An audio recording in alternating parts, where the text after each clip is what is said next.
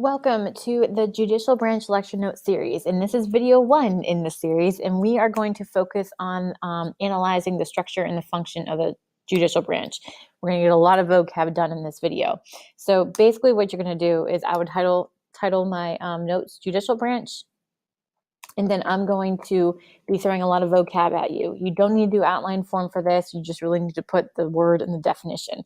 And we will dive, this is just like basically the jargon of what the judiciary branch is made up of. And so this is what your vocab that you're going to hear throughout the entire judicial branch unit. So you need to make sure you know what you're talking about and have that vocab down. So the first vocab word you need to know is something called inferior courts. If you ever hear someone say, you know, that person is inferior to me, that means that they're higher than them. So inferior courts, if you're inferior to someone, that means you're lower. So these are your lower federal courts. These are courts that are below the Supreme Court. So the Supreme Court is the highest court in the United States. Anything below that is called inferior courts. So there's two types of inferior courts. They're constitutional and special. We'll get into those definitions in another video. Please pause me if you need to, but I'm going to move on. Jurisdiction. This vocab word just means this is the authority of a court to hear a case. Jurisdiction really just means to try and decide of a court case. It literally means to say the law. The Constitution is only going to give certain jurisdictions to certain courts. So the federal courts are going to have certain jurisdiction over certain cases that they can't hear about other cases. So jurisdiction is going to vary between what court system that you're looking at. Pause me or go. Concurrent jurisdiction. This just means that the authority for both state and federal courts to hear and decide cases. A lot of the times, if there's any disputes between citizens from different states, that means that both federal or state courts can hear the court case. A lot of times, if you're in a car wreck with someone from Georgia, tends to be if it's over $75,000, then the federal court will take it, or it could be heard in a state court. Totally doesn't matter. Oh, look, here's my little cartoon for jurisdiction in case you need to know. Mom put the pot over his head. Can someone please call 8225? So she has jurisdiction in the kitchen. She controls that kitchen.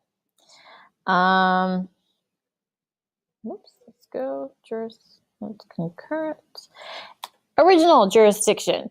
Original jurisdiction just means that whatever court heard the case first, they have original jurisdiction.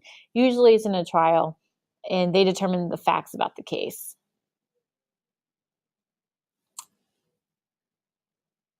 Okay, you can pause or moving on. Appellate jurisdiction. This is just the authority of a court to review decisions made by lower courts. So if the district court makes a claim that you were guilty and you feel like that's not okay, you can appeal to a higher court. Typically, it's going to be the appellate courts, and they have appellate jurisdiction. So the appellate court is going to be the Court of Appeals, and they only have appeal jurisdiction. So they only can see if cases were done properly or not. So that is appellate jurisdiction. Then we have someone called a prosecutor. This is a government official. He works for the government. He or she is a lawyer for the government who conducts criminal prosecutions on behalf of the state. So if you like like Law and Order, you're going to know what the prosecutor is. They're the ones that present the evidence. They're the ones that are the ones in the courtroom against the defendants. So they work for behalf of the state, or on the behalf of the state. Your plaintiff is a person who brings a case against another in a court of law. So like the cartoon says, he's suing because he called me a loudmouth. So someone is angry about something or wants some justice done for something, they take their case to a judge and bring the other person in a court of law. If you ever see Judge Judy, they always have a plaintiff and a defendant, which is your next one. Defendant, this is the guy being sued by a plaintiff or charged with a crime by a prosecutor. So the prosecutor, they deal with crimes, whereas judges deal with anything else. But if you're a plaintiff, you're typically suing another person. So that's the defendant. Grand jury. There are two types of jury you have to know: grand jury and petty jury. Grand jury, if you can determine the word grand, it means large. So a jury of about 12 to 23 people who, in private, they're not out in the public, they're not out in the actual court case itself, but they are gathered in a room to hear evidence to determine whether a person shall be required to stand trial.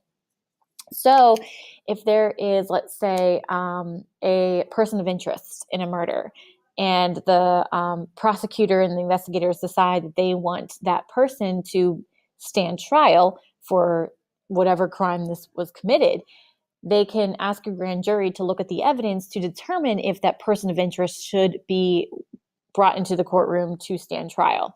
So if the jury believes that there is sufficient evidence of that crime, then they can issue a formal charge saying, we're going to charge you for murder. The JonBenét Ramsey case really comes to mind with this, because the prosecutors really wanted a grand jury, but that never happened for the parents. They wanted a grand jury for the parents to be brought in to stand trial, but a grand jury never happened. And so the parents didn't have to go to trial. So they look at, the thing with the grand jury is it's in private. They hear evidence to determine whether a person should be charged with a crime for them to come into court. Then we have the petty jury. The petty jury is a trial jury. So grand jury, not a trial jury. Petty jury is a trial jury. It consists of 6 to 12 people. Now, petty in the definition form is small. So 6 to 12, whereas grand jury is 12 to 23. They weigh the evidence to decide if a person is guilty or not guilty. So you typically on TV or movies, you'll see a petty jury, not a grand jury.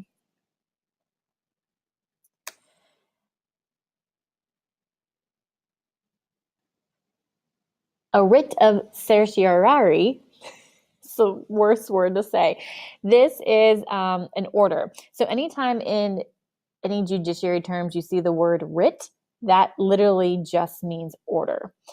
So the writ of certiorari is an order by the Supreme Court directing a lower court to send out the records of a case for review. Very few court cases are heard by the Supreme Court because they have to go through all of the other courts to get there. And if they do get to the Supreme Court, it's because of a writ of certiorari. So the Supreme Court is going to be the one issuing this writ to tell the lower courts to send out the records so they can review the court case and decide if they want to take that on or not.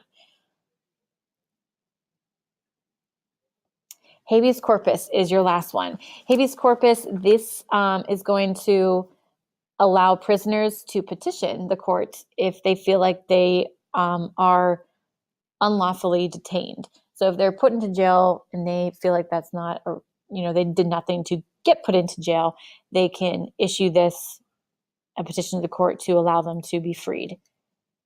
This prevents the state from detaining individuals for no legal reason. So, quick review. Inferior courts. All federal courts, everything below the Supreme Court is an inferior court. Jurisdiction, that is the ability to try and have authority over a court case. Concurrent jurisdiction, authority for both state and federal courts to hear and decide cases. So this is both state and federal can decide a case. Original is wherever it happened, whatever court system or whatever court decided first. So whatever case lands in the specific court, that's the original jurisdiction. Appellate jurisdiction, they only can decide or hear cases on appeal, the appellate courts. Prosecutor, person who works for the state with conducts prosecutions against criminals. Plaintiff, who brings a court case to the court. Defendant, who is defending against them or a crime. Grand jury, private, they hear evidence if someone's going to be charged. Petty jury, they decide a verdict. Writ of certiorari is from the Supreme Court to review a case. Habeas corpus, you are wrongfully detained, you can petition the court.